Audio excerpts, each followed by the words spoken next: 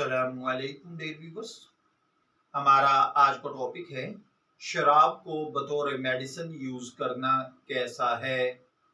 इसको इस तरह समझिए कि क्या मेडिसिन के तौर पर शराब को इस्तेमाल किया जा सकता है या नहीं। तो देखिए भाइयों और बहनों, फतावा शामी के मुताबिक याद रखिए, किसी भी हराम चीज को बतौर मेडिसिन इस्तेमाल करना हराम है।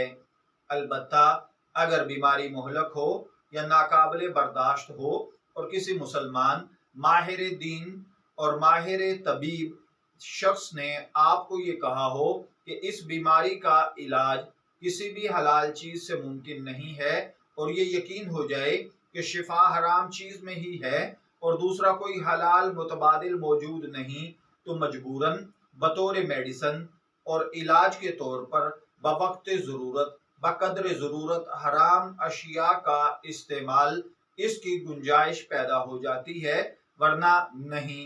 अब इस सवाल का जवाब इस तरह समझिए कि अगर मैं बीमार हो जाऊं और किसी मोहलक या नाकाबिले बर्दाश्त बीमारी में मर्ज में मुब्तला हूं, किसी हलाल चीज से इलाज मुमकिन नहीं और मुसलमान माहिर दीनदार तबीब को यकीन हो जाए कि शफा शराब में ही है और मरीज के लिए शराब बतौर मेडिसिन तजवीज कर ले, तो इस सूरत में शराब को हराम समझते हुए मजबूरन बतौर दवा बवक्त ज़रूरत इलाज इस्तेमाल करने की गुंजाइश है, वरना हराम है।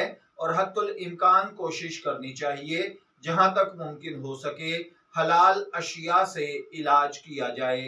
मैं दुआ गो हूँ अल्लाह ताला हमें इन बातों को समझकर इनके मुताबिक अमल करने की तौफीक अता फरमाए।